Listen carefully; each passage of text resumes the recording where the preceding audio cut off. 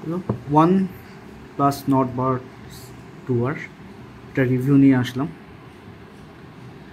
আমি প্রায় 3-4 সপ্তাহ ধরে এটা ইউজ করছি, ওয়ান প্লাস নটের বার্ড।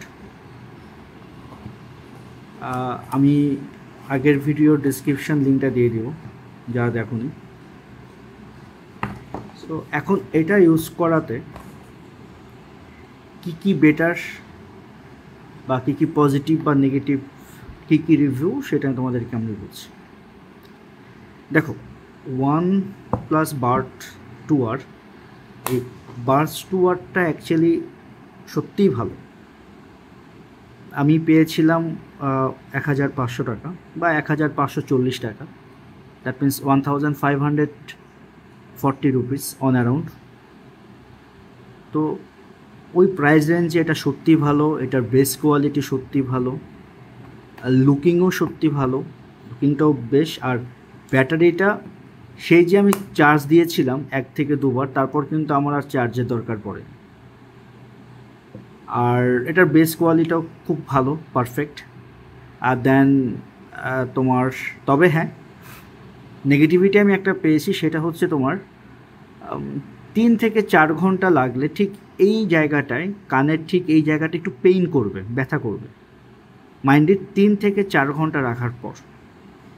তাছাড়া কিন্তু ব্যথা করবে না। আর noise cancellation is okay, ANC, সব কিছু ঠিকঠাক।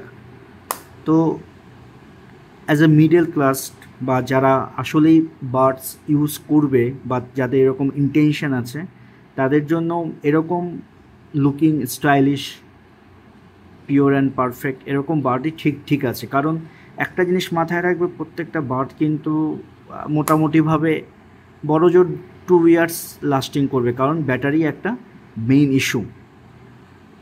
তো অত বেশি দামের বার্ড কেনার আমার মনে হয় না দরকার আছে। এটা যদি 2 থেকে 3 বছর চলেই যায় 1500 টাকাতে অন অ্যারাউন্ড, তাহলে তো ঠিকঠাকই আছে, তাই নয় কি? তো এই ছিল আমার রিভিউ। আর সব দিক থেকে কোয়ালিটি পারফেক্ট স্টিল নাও।